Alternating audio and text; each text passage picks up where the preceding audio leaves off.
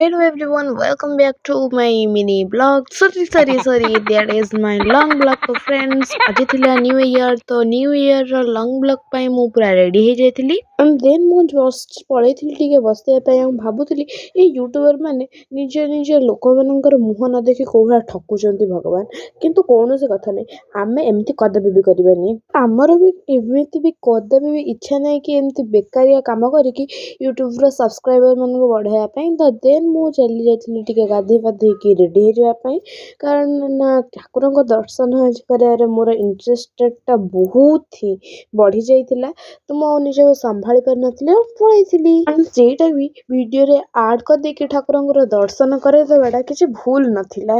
ତ ଫ୍ରେଣ୍ଡସ୍, ଆଜି ଯେଉଁ ସ୍ପେଶିଆଲ ଜାଗାଟା କଥା ମୁଁ କହୁଥିଲି ଆପଣଙ୍କୁ ନେଇକି ଆସିବି, ସେଇଟା ହେଉଛି ଏଇଟା କ'ଣ ଆପଣମାନେ ଜାଣିପାରୁଛନ୍ତି ତ? ଏଇଟା ହେଉଛି ବଡ଼ଦାଣ୍ଡ, ମତଲବ ଆମ ଘର ପାଖରେ ଥିବା ଜଗନ୍ନାଥ ମନ୍ଦିରକୁ ମୁଁ ଆପଣମାନଙ୍କୁ ଆଣିଛି ବୁଲେଇବାକୁ। ଫ୍ରେଣ୍ଡସ୍, ମୁଁ ଭଲକିନା କ୍ଲିପ୍ ନେଇପାରିନଥିଲି ବିକଜ୍ ଆଜି ମନ୍ଦିରରେ ଏତେ ଜୋରରେ ଭିଡ଼ ଲାଗିଥିଲା କି ଆପଣମାନେ ଇମାଜିନ୍ ବି କରିପାରିବେନି। ତ ନ୍ୟୁ ଇୟର ପାଇଁ ତ ସମସ୍ତେ ହିଁ ଠାକୁରଙ୍କ ପାଖକୁ ଆସିବେ, ତ ଠାକୁରଙ୍କ ଦର୍ଶନଟା ମୋର ଭଲରେ ହେଇଯାଇଥିଲା। ଦେନ୍ ଅଲଗା ସାଇଡ଼୍ ମନ୍ଦିରରେ ଦର୍ଶନ ଠିକ୍ଠାକ୍ ଚାଲିଥିଲା। ତ ଚାଲନ୍ତୁ ଆପଣମାନଙ୍କୁ ମୁଁ ଦେଖେଇବି କେତେ ସାରା ଲୋକ ଆସିଥିଲେ। ମାନେ ସେ ଯେଉଁ ପିଣ୍ଡି ପ୍ଲେସମେଣ୍ଟ ଥିଲା, ସବୁ ପ୍ଲେସମେଣ୍ଟ ଫୁଲ୍, ଦୀପ ରଖିବା ଜାଗା ବି ଫୁଲ୍ ହେଇଯାଇଥିଲା। ତ ଦେନ୍ ମୁଁ ପଳେଇ ଆସିଥିଲି ମହାଦେବଙ୍କ ପାଖକୁ, ଟିକେ ଠାକୁରଙ୍କୁ ଦର୍ଶନ କରିବାକୁ ପଡ଼ିଲା। ମାନେ ପଡ଼ିବ ହିଁ, କାରଣ ନା ମନ୍ଦିରକୁ ଆସିବେ ମାନେ ସମସ୍ତଙ୍କ ଠାକୁରକୁ ନମସ୍କାର କରିବାକୁ ପଡ଼େ। ଦେନ୍ ମୁଁ ଏଠି ବ୍ଲଗ୍ କରୁଥିଲି, ମୋତେ ଏତେ ଲାଜ ମାଡ଼ୁଥିଲା, ମୁଁ ବି ଆଉ କହିପାରିବିନି ସିରିୟସଲି, ବିକଜ୍ ମାନେ ସିଙ୍ଗିଲ୍ ନା ମୁଁ, ମୋର କ୍ୟାମେରାମ୍ୟାନ୍ ଏପର୍ଯ୍ୟନ୍ତ କେହି ଆସିନାହାନ୍ତି। ତ ମୋ ସିଷ୍ଟର୍କୁ ମୁଁ ବି ପ୍ରାୟତଃ କହେ ଭିଡ଼ିଓ କରିଦେବା ପାଇଁ, କିନ୍ତୁ ମୁଁ ମୋର ଷ୍ଟାଣ୍ଡରେ ପ୍ରାୟତଃ ମୁଁ ଭିଡ଼ିଓ କରେ। ତ ଫ୍ରେଣ୍ଡସ୍, ଏଇଟା ହେଉଛି ଆମ ବାଡ଼ି ଆଣ୍ଡ କିଏ ଆମ ଘରକୁ ଦେଖିସାରିଛନ୍ତି କମେଣ୍ଟସରେ ନିଜ ନାଁ ନିଶ୍ଚିତ ଭାବେ ଦେଖି କହିଦେବେ, କାରଣ ନା ଆମ ବାଡ଼ିକୁ ଆମ ଘର ଆଉ ଆମ ମନ୍ଦିର ପୁରା ପାଖ। ଦେନ୍ ମୁଁ ପଳେଇ ଆସିଥିଲି ମା ଲକ୍ଷ୍ମୀଙ୍କୁ ବି ଦର୍ଶନ କରିବା ପାଇଁ, କାରଣ ନା ତାଙ୍କ ଦର୍ଶନଟା ମୋର ବହୁତ ଫେଭରାଇଟ୍।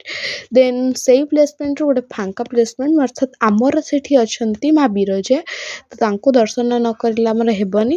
ତ ଫାଷ୍ଟ ଅଫ୍ ଅଲ୍ ମୁଁ ପଳେଇଲି ଟିକେ ସ୍ନାନ ମଣ୍ଡପକୁ ଦର୍ଶନ କରିବା ପାଇଁ। ସ୍ନାନ ମଣ୍ଡପ ପରେ ଦେନ୍ ମୁଁ ପଳେଇ ଆସିଥିଲି ମା ବିରଜାଙ୍କୁ ଦର୍ଶନ କରିବା ପାଇଁ।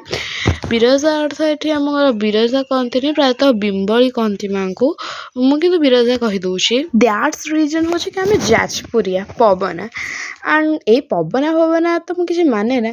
ଦେନ୍ ମନ୍ଦିରରୁ ମୁଁ ଚାଲି ଆସିଥିଲି ଆଣ୍ଡ ଆଜି ତ ଷ୍ଟଡ଼ି ବେସ୍ ହେବନି, ଆପଣମାନେ ତ ଜାଣିଛନ୍ତି। ଦେନ୍ ମୁଁ ଆଜି ନଡ଼ିଆ ଖାଇ ଦେଇଥିଲି ଆଣ୍ଡ ଆଜି ଦିନଟା ସାରା ମୋର ଆଜି ଖାଇବାରେ ହିଁ କଟିଥିଲା। ତ ନ୍ୟୁ ଇୟର ବ୍ଲଗ୍ଟା ମୋତେ ବହୁତ ମାନେ ମିସ୍ ହେଉଥିଲା କି କରିବି ବୋଲି, କାରଣ ନା ମୁଁ କହିଥିଲି 0 ନାଇଟ୍ ବ୍ଲଗ୍ ଆଣିବି ବୋଲି, ଲଙ୍ଗ୍ ବ୍ଲଗ୍, କିନ୍ତୁ 0 ନାଇଟ୍ ଦିନ ମୋତେ ସେଲିବ୍ରେସନ୍ କରିପାରିନଥିଲି, ଏତେ ଟ୍ୟୁସନ୍ରୁ ଆସିଲାରୁ ଲେଟ୍ ହେଇଯାଇଥିଲା। ହାଉଏଭର୍ ୟାର୍, ନ୍ୟୁ ଇୟର ବ୍ଲଗ୍ କରିବାରେ ତ କିଛି ବି ମିସିଂ ହିଁ ନାହିଁ। ତ ପ୍ଲେସମେଣ୍ଟ ଥିଲା, ମୋତେ ସମୟ ବି ଥିଲା। ତ ଫ୍ରେଣ୍ଡସ୍, ମୁଁ କରିଦେଲି ଗୋଟେ new year blog and I M so sorry କି ମୁଁ ଆପଣମାନଙ୍କୁ ଏ ବ୍ଲଗ୍ଟା ନ୍ୟୁ ଇୟର ଦିନ ଦେଇପାରିନଥିଲି।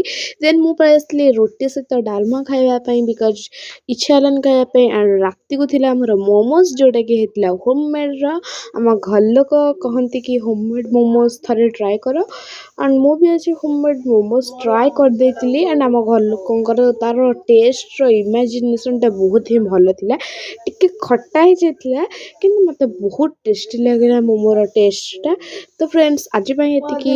Thanks for watching.